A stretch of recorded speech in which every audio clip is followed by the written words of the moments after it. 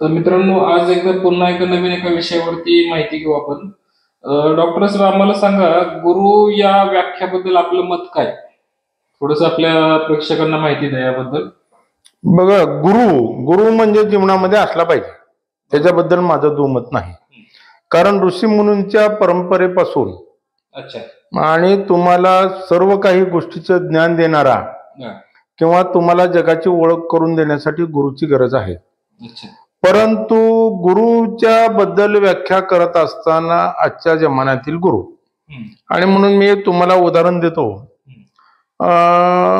एक जंगल होतं, जंगल, आणि जंगलाच्या आजूबाजूलाही काही जंगल होती किंवा राहत होते.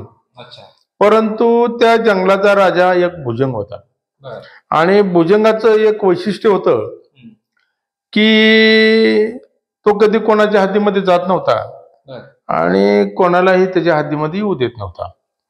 तो काय करायचा, त्याच्या स्वभावाप्रमाणे नुकसान करावं किंवा एखाद्याचा जीव घ्यावा असं त्या भुजंगाला कधी वाटत नव्हतं. परंतु तो शासनकर्ता म्हणून ह्या गोष्टी तो प्रकर्षाने करायचा की जर कोणी त्याच्या बांधाच्या मध्ये, त्याच्या हद्दीच्या मध्ये प्रवेश केला तर पहिला तो फुत्कारायचा, आणि जर तो नाही ऐकला तर तो थोडासा धावायचा.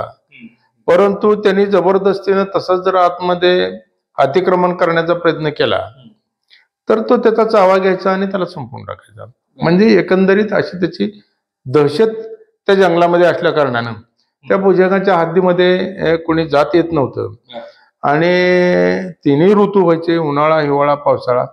परंतु सदनता होती हजारो वर्ष की तिथं ऋतूमध्ये प्रत्येक खानपान ज्या गोष्टी होत्या, फळ जे काय असेल ते, फळे वगैरे जे असेल ते नियमाप्रमाणे होतं. म्हणजे त्याच्यामध्ये राहणारे जीव जंतू जे होते ते अगदी स्वाभिमानाने, अभिमानाने त्याला आमचा राजा म्हणून तिथं जगत असायचे. आणि त्यांना सर्व काही जे काय असेल सुख सुविधा त्या त्यांना अगदी तिन्ही ऋतूमध्ये अगदी व्यवस्थित मिळाले, त्यामुळे ते समाधानी होते. पण असंच एक वेळ काय झालं की जे आजूबाजूचे असतात, कारण या भुजंगामुळे ते जंगल सुरक्षित होतं, पण आजूबाजूचं जे ऱ्हास करत चालले होते आणि जे त्यांच्यामध्ये जे राजकारण होतं, केवळ ताण, तोड फोड, म्हणजे लूट, या गोष्टी, त्यामुळे तिथं बऱ्याच गोष्टी कमी पडत होत्या. आणि एक वेळ तिथं दुष्काळ पडला. मग दुष्काळ पडल्यानंतर भुजंगाकडे तर भरपूर होतं, त्याच्याकडे एवढी संपन्नता होती, म्हणून त्यांनी त्याच्याकडे केले. परंतु भुजंगा त्याच्या स्वभावाप्रमाणे भुजंग त्यांना जवळ येऊ देत नव्हतं. पण म्हणले ह्याच्याकडून आपण मिळवण्याचा काय प्रयत्न केला तरच आपण जगू शकतो. मग आता ह्याच्यावर उपाय काय, तर म्हटले कोणाला तरी सांगावं लागेल की जो भुजंगाला. मग म्हणले आता कोण सांगू शकतो किंवा कोणाकडे निरोप पोचवायचा हा.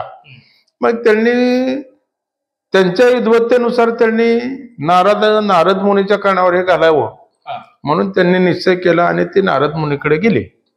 नारद मुनीकडे गेल्यानंतर त्यांनी सर्वसाधारण हे सगळं सांगितलं. नारद मुनी तर ब्रह्मांडात फिरत होते, म्हणजे त्यांना एकंदरीत सर्व परिस्थिती माहिती होती. मग नारद मुनीला सांगितलं की आम्हाला त्याच्याकडून त्रास होतोय, तर तुम्ही थोडस त्याला सांगा आणि तुमच्याकडून तुम्ही भुजंगाकडून आम्हाला काहीतरी मिळवून देण्याचा प्रयत्न करा. मग आता नारद मुनी म्हटले तर कितीही केलं तरी राजकारणी. मग त्यांनी ठीक आहे म्हणले, काय हरकत नाही, काय हरकत नाही म्हणल्यानंतर म्हणले मी सांगतो भुजंगाला किंवा थोडस भुजंग नक्की काय म्हणतोय ते तरी मी ती भुजंगाकडे जातो. आणि मग नारद मुनी आपलं भुजंगाकडे निघाले, हे त्यांच्या पाठीमागे. बरोबर. मग त्यांच्या हद्दीवर आले नारद मुनी. आल्यानंतर हे पाठीमागे बघ्याची भूमिका त्यांनी घेतलेली होती, कारण भुजंग तसा सोडणार नाही. भुजंगाने आतापर्यंत आपल्याला प्रवेश करू दिला नाही. परंतु नारद मुनी किती केले तरी ते त्यांच्यामध्ये काही दैवी गुण आहेत, आणि म्हणून नारद मुनी त्याच्या बांधावर गेल्यानंतर स्वभावाप्रमाणे भुजंग फुत्कारला. फुत्कारल्यानंतर नारद मुनी नारायण नारायण म्हणत तसेच पुढे गेले, पुढे आत म्हणजे घुसत राहिले. त्याच्यानंतर सभाप्रमाणे भुजंग धावला. धावल्यानंतर बी नारद मुनी तसेच नारायण नारायण म्हणत पुढे गेले. त्याच्यानंतर चावा घेण्यासाठी ज्यावेळेस भुजंग गेला त्यावेळेस नारद मुनीने त्यांच्या शक्तीप्रमाणे त्याच्यातलं विष काढून घेतलं त्या भुजंगामधलं. आणि त्यामुळं भुजंग जाग्यालाच आपला फणा काढून नारद मुनीमुळं समोर उभा होता. नारद मुनी म्हणले, का रे, तू तर मला चावा घ्यायला लागला होता, पण तू का घेतला नाही? तर भुजंग म्हणला, महाराज म्हणला, आपण मला बलहीन केलं, म्हणलं माझं विष काढून घेतलं. ठीक आहे म्हणले, काय हरकत नाही. तर म्हणले, तू कोणाला त्रास देऊ नकोस. आणि नारद मुनी नारायण नारायण म्हणत निघून गेल्यानंतर त्यांचं तर संभाषण झालं होतं, काय झालं हे माहित नाही. परत नारद मुनींची भेट नाही. आणि म्हणून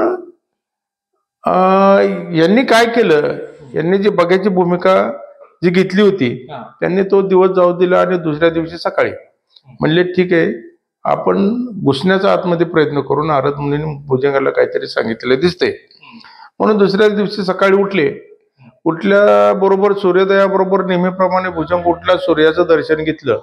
त्यावेळेस हे लोक बांधावरती आले होते.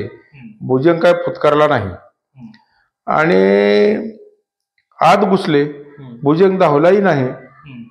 आणि पूर्णपणे आत गेल्यानंतर अजिबातच भुजंगाच्या कोणत्या प्रतिक्रिया नाहीत म्हटल्यानंतर त्यांनी जी तिथं काय त्यांना लागणाऱ्या गोष्टी ज्या काय होत्या त्या लुटायला सुरुवात केली.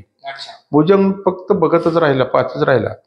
त्याच्यानंतर त्या भुजंगाला दगडी मारायला लागले, त्याला शिपटीला धरून वडायला लागले.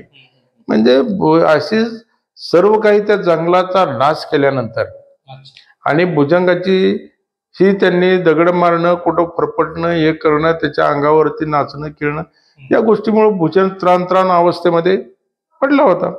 मग हे नारद मुनीला कळालं. बापरे म्हणला, भुजंगाचे तर एवढं आयुष्य बाकी आहे, त्याचा जर एखादा श्वास जर रोखला गेला तर मी ते पातक माझ्या डोक्यावरती बसेल, माझ्या माथ्यावरती बसेल. आणि म्हणून नारद मुनी धावतच तिथे गेले. अरे म्हणले, काय रे भुजंगा, तुझी काय अवस्था? तर भुजंग म्हणला, आपली आज्ञा महाराज. मग नारद मुनी म्हणले, तू मूर्ख आहेस. म्हणले, आपली आज्ञा पाळण्यात माझी काय चूक झाली? म्हणले, तू महामूर्ख आहेस, वश्यात मूर्ख आहेस म्हणले. ते म्हणले, महाराज मला आणखी काय तुमच्या बोलण्याचा अर्थ कळणार नाही. मूर्खा म्हटले, मी तुला एकच सांगितलं होतं की कोणाला तू त्रास देऊ नकोस. तुला तुझा स्वभाव बदल हे कधी सांगितलं नव्हतं. मग भुजंगाला ओळखलं की म्हणला, आपण स्वभावाप्रमाणे जर वागलो असतो तरी हे यांचा प्रवेश इथे केला नसता आणि इतकं नासधूस केली नसती. फक्त चावा घेऊ नकोस एवढंच त्यांनी सांगितलं होतं. परंतु तोपर्यंत सगळं विश्व लुटलेलं होतं, सगळा नाश झाला होता. जे काय वर्ष वेली काय हजारो वर्षांची जी काय संपत्ती होती ती तिथलीच तिला नष्ट पावली होती. म्हणून तेवढा गुरुचा शब्द पाळण्यासाठी आणि गुरुनी केलेली आज्ञा ही समजण्यासाठी अख्खं त्याला जीवन त्याचं उद्ध्वस्त झालं. म्हणून गुरु हा विषय आणि व्याख्या, गुरु कोणता आणि कसा, आणि तुम्हाला कोड्यात टाकणारा, करायचा की नाही, आणि गुरुच्या आज्ञेमध्ये जगायचं की नाही. गुरुशिवाय तुम्हाला ज्ञान नाही हे तितकंच खरं आहे.